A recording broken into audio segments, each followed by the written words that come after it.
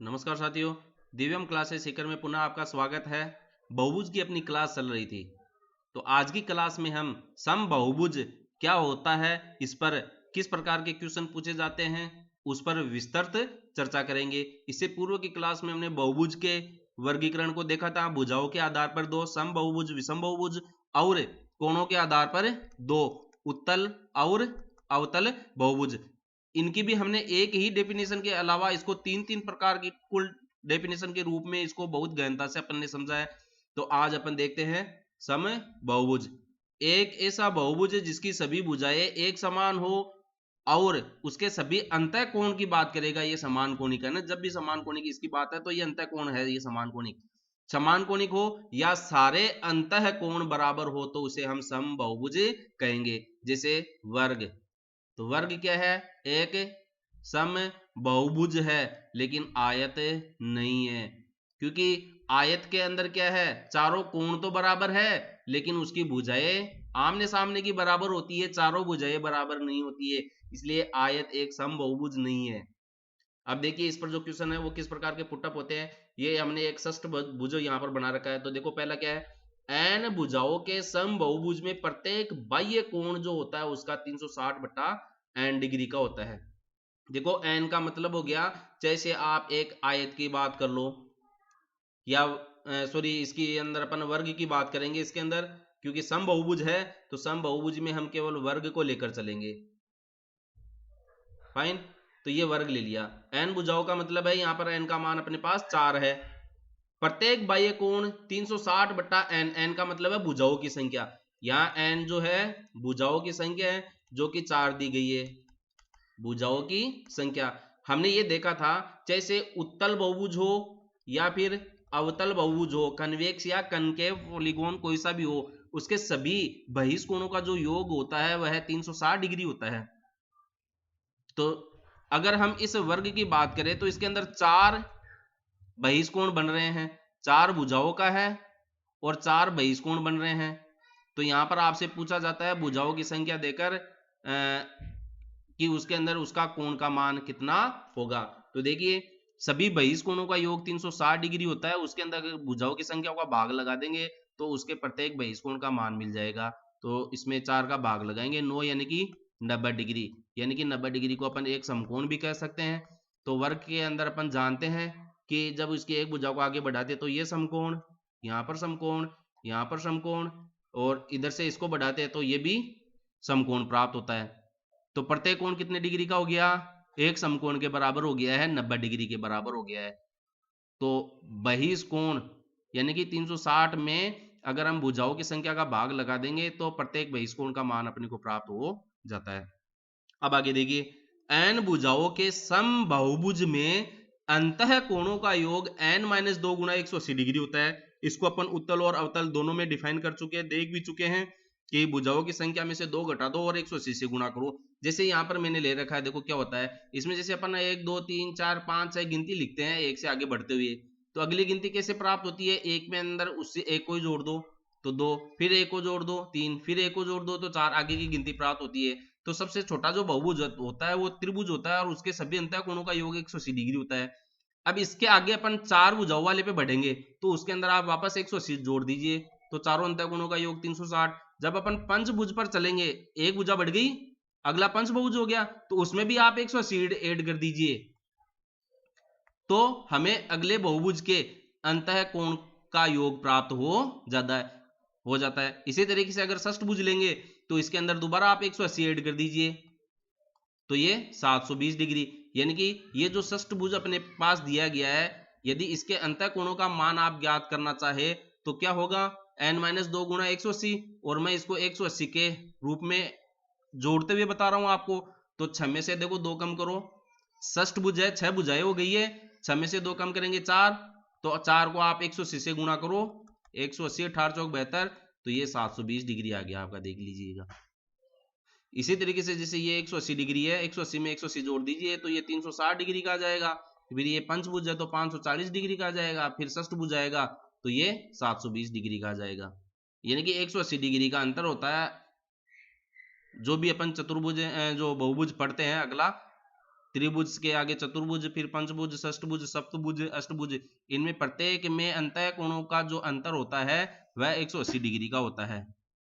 या क्रमशः अगला अंतः जो बहुभुज अपन प्राप्त करना चाहते हैं उसके अंतः कोणों का योग, तो उससे पहले वाले में आप 180 जोड़ दीजिए। अब देखिए n भुजाओं के समबाहुभुज में सभी अंतः कोणों का योग 2n-4 गुणा समकोण होता है। अब इसको एक अन्य डेफिनेशन के रूप में भी दिया गया है। देखिए जैसे अपन इस त्रिभुज को ले लेते हैं, त्रिभुज का अपने को पता है तीनों अंतः कोणों का योग 180 डिग्री होता है। इसको हमने इस रूप में भी ज्ञात करके देख लिया n-2 गुणा 180। अगर आप ये सूत्र लगाते, ये एक दूसरा सूत्र है इसके अंदर और कुछ भी नहीं है, हमने इसको n-2 गुणा 180 से भी ज्ञात कर लिया। 3 में से 2 करो कम, 1 बच गया, 1 को 180 से गुणा करेंगे तो 180 डिग्री, यानी कि 3 भुजाओं वाले समबाहुभुज के अंतः कोणों का योग 180 डिग्री होता है। अब इस त्रिभुज के लिए आप ये फॉर्मूला अप्लाई करो, देखिए तो n का मान तो क्या है, भुजाओं की संख्या है, तो 2 गुणा 3 माइनस का 4 गुणा समकोण, समकोण का मतलब कितना हो गया है 90, 3 दूनी 6, 6 में से 4 गया 2, 2 को आप 90 से गुणा करो 180 डिग्री, ये लीजिए। तो जो n भुजाओं का समबाहुभुज है उसके अंतः कोणों का योग ज्ञात करने के दो सूत्र मैंने आपको बताए हैं, n-2 गुणा 180 डिग्री और 2n-4, ये डबल हो गया है। यहाँ पर ये जो कोष्टक के अंदर राशि लिखी गई है वो तो डबल कर दो, और जो गुणा में जो संख्या है उसको आधी कर दो, तो आधी करने का मतलब 90 हो गया, 90 को समकोण कहते हैं। इसको डबल करेंगे तो n का 2n हो गया, और ये 2 डबल करेंगे तो 2 का 4 हो गया। फाइन, याद रखने के लिए एक छोटा सा एक्स्ट्रा फॉर्मूला बताया मैंने आपको। अब देखो अंतः कोण का मान क्या होगा जब आपको बहिष्कोण दिया गया हो।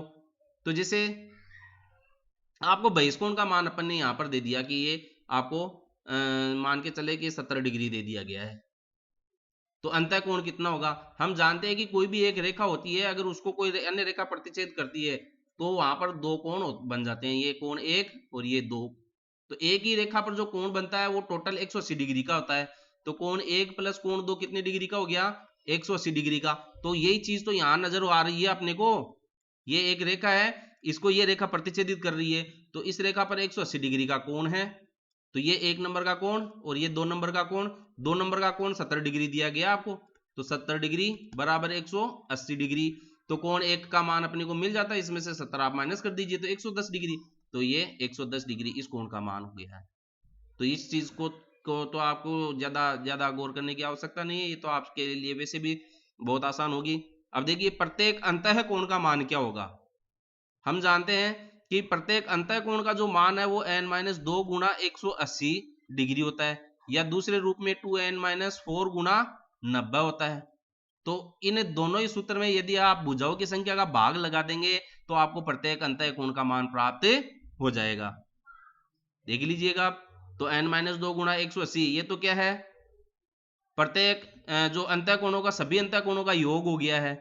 जैसे त्रिभुज के अंदर क्या है, 3 अंतः कोण होते हैं, तीनों का योग 180 होता है और 3 इसकी भुजाएं होती है, तो आप भाग लगाओ इसके अंदर, 3 6 18, तो 60 डिग्री का। तो हम जानते हैं कि जो समबाहु त्रिभुज होता है, समबाहु त्रिभुज होता है उसका जो प्रत्येक कोण है वह 60 डिग्री का होता है। तो ये देखिए 60 डिग्री का मिल गया अपने को। आप इसको चतुर्भुज के लिए अप्लाई करके देख लीजिए, जिसको अपन वर्ग के रूप में कहेंगे। सभी अंतः कोणों का योग 360 डिग्री का होता है, अभी मान लेते हैं अपने को पता है कि ये होता है, और 4 भुजाएं होती है, तो भाग लगाओ ये 90 डिग्री का। तो देखिए वर्ग जो होता है हम जानते हैं उसके प्रत्येक जो चारों कोण है उसका मान 90 डिग्री का होता है, चारों अंतः कोणों का मान 90 डिग्री होता भी है, और ये प्राप्त भी हो गया। अब इसी तरीके से आगे अपन देखना चाहिए तो सभी बाह्य कोणों का जो योग है वो 360 डिग्री होता है। आप पता लगाना चाहिए तो इसके लिए भी पता लगा सकते हैं। इसको इधर आगे बढ़ाओ तो ये कोण आ गया, इसको आगे बढ़ाओ ये कोण आ गया। अब इसको और आगे इधर बढ़ाते हैं तो ये बाह्य कोण आ गया है। अब एक ही रेखा पर कोण बन रहा है, ये तो 60 होता ही है, तो ये 120, ये एक ही रेखा पर कोण बन रहा है, ये 60 दिया गया है, तो ये 180 माइनस 60 का मतलब 120, और ये भी 60 है, समबाहु त्रिभुज है, तो ये 120, तो भारतीय 36। तो सभी बहिष्कोणों का योग देख लीजिएगा आपके सामने 360 डिग्री आ रहा है। इसी तरीके से ये जो फॉर्मूला है वह सभी प्रकार के बहुभुजों पर लागू होता है, चाहे वो कितनी भुजाओं का हो, लेकिन शर्त ये है कि उसकी भुजाएं जो है वो सम होनी चाहिए, समान लंबाई की होनी चाहिए। अब नेक्स्ट देखते हैं अपन, देखिए ये जो बात लिखी है इसको मैंने थ्योरेटिकल भी लिखी है। अंतःकोणों के योग में यदि हम भुजाओं की संख्या का भाग लगा देते हैं तो हमें प्रत्येक अंतःकोण का मान प्राप्त हो जाता है। n-2 गुणा 180 क्या है? अंतःकोणों का योग, और बटा n है ही है, और ये अपन ने देख लिया है। अब आगे देखो, n भुजाओं की समबाहु त्रिभुज में सभी बाह्य कोण का योग 4 समकोण के बराबर होता है। देखिए कितना बढ़िया क्वेश्चन आपके लिए दिया गया है। वैसे हम त्रिभुज की अगर बात करें तो उसके अंदर 4 समकोण होते ही नहीं है ना। क्वेश्चन ऐसे ही आते हैं, लगता तो अपने को ये है कि होता नहीं है, लेकिन होता बहुत कुछ है। सामने से आपको सिक्का दिखाएंगे, पूछेंगे पीछे क्या है, तो आपको नजर नहीं आएगा, लेकिन होता है। हेड और टेल दोनों होते हैं, तो सामने जो दिखता है कोई जरूरी नहीं कि वही हो। तो देखिए ये कह क्या रहा है, n भुजाओं की समबाहु त्रिभुज में सभी बाह्य कोणों का योग जो होता है 4 समकोण होता है।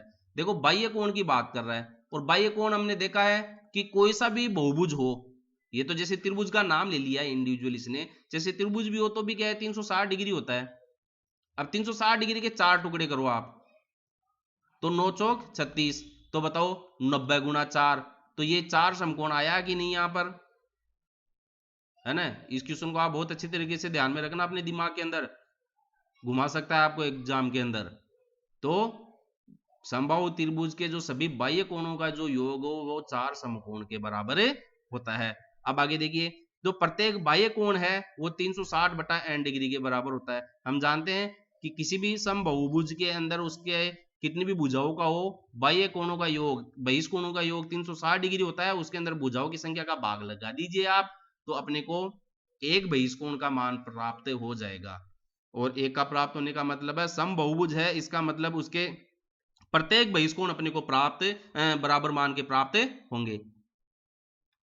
आगे दिया गया है अंतः कोण और बाह्य कोणों का योग 180 डिग्री होता है। ये तो बहुत सिंपल है। देखिए ये आकृति दे रखी है, ये अंतः कोण बन रहा है और ये बहिष्कोण हो गया।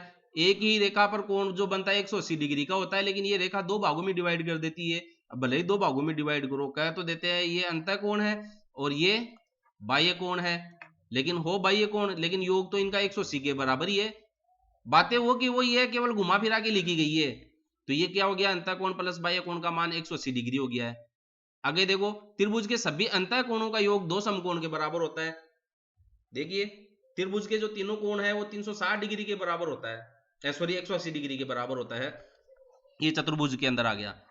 त्रिभुज के तीनों कोणों का योग 180 डिग्री, तो तीनों कोणों को मतलब अपन तीनों अंतः कोणों का बात बता दिया, तो ये 2 का भाग लगाओ तो 90, यानी कि 90 गुणा 2, तो ये 2 समकोण आ गया यहाँ पर। इन चीज को भी आप अच्छी तरीके से थोड़ा सा नोट कर लेना, इन पर विचार कर लेना, थोड़ी देर चिंतन कर लेना बैठकर। चतुर्भुज के चारों अंतः कोणों का योग 4 समकोण होता है, 9 चौक 36, और षष्ठभुज के 6 अंतः कोणों का योग 8 समकोण यानी कि 720 डिग्री के बराबर होता है। इसी तरीके से आप सप्तभुज जो होता है उसके अंतः कोणों का योग कितने समकोण के बराबर होता है उसको आप कमेंट में अवश्य लिखेंगे।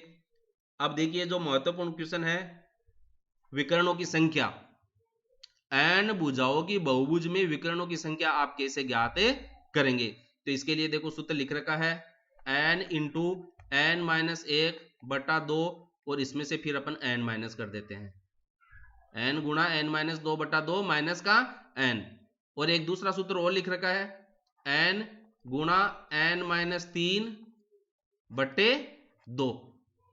ये दोनों ही सूत्र जो है वह समबाहुभुज जो होता है उसके विकर्णों की संख्या ज्ञात करने के लिए अप्लाई किया जाता है, और दोनों ही सही है। इसको देखो कैसे ज्ञात, इसकी सत्यता की जांच अपन यहीं से कर लेते हैं। जैसे ये तो मैंने आकृति आयत की बना रखी है, लेकिन आप मान के चले कि ये क्या है, एक वर्ग की आकृति है। ये किसकी आकृति है, एक वर्ग की आकृति है। जैसे मैं यहां बना देता हूं वर्ग, ये वर्ग है। ये इसके अंदर जैसे अपन अभी तो वैसे जानते हैं, मोटे मोटे तौर पर देखने से पता चल रहा है 2 विकर्ण है। भुजाएं कितनी होगी इसके अंदर, 4, तो मान रखो 4 गुणा 4 माइनस 1,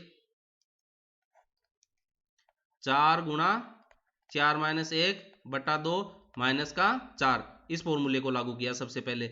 4 में से 1 कम हो गया 3, 3 चौक 12, 12 में 2 का भाग देंगे 6, 6 में से 4 कम हो जाएगा तो 2। तो विकर्णों की संख्या कितनी आई 2, और कितनी आ रही है 2 ही आ रही है।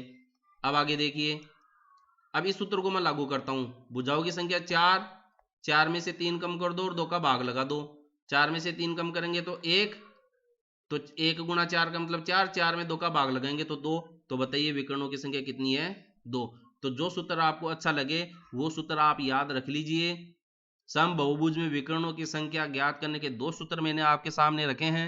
n गुणा n माइनस 1/2 माइनस का n, और n गुणा n माइनस 3/2, दोनों ही सही है। आप इसको किसी भी प्रकार के बहुभुज के लिए लागू करके देख सकते हैं। जैसे हमने एक बहुभुज बनाया है यहाँ पर, ये इस बहुभुज के ऊपर लागू करके देख लेते हैं अपन। जो षष्ठ भुज यहाँ हमने बना रखा है, इसमें विकर्णों की संख्या पहले मैं आपको बता चुका हूं, लेकिन फिर भी आपकी सुविधा के लिए मैंने यहाँ पर बनाया है। सूत्र है n into n minus 1/2 minus का n, और n गुणा n माइनस 3/2, इन दोनों को लागू करके देख लो। भुजाओं की संख्या 6, तो ये 6 गुणा 6 माइनस 1/2 माइनस का 6, 6 में से 1 कम हो गया 5, 30, 2 15, 15 में से 6 कम हो गया तो 9। विकर्णों की संख्या कितनी 9। अब इसको भी लागू करके देख लीजिए। 6 गुणा 6 माइनस 3/2, 3 छत्ती 18 में 2 का भाग लगाएंगे तो 9, और ये विकर्ण भी देखो इसके 9 है।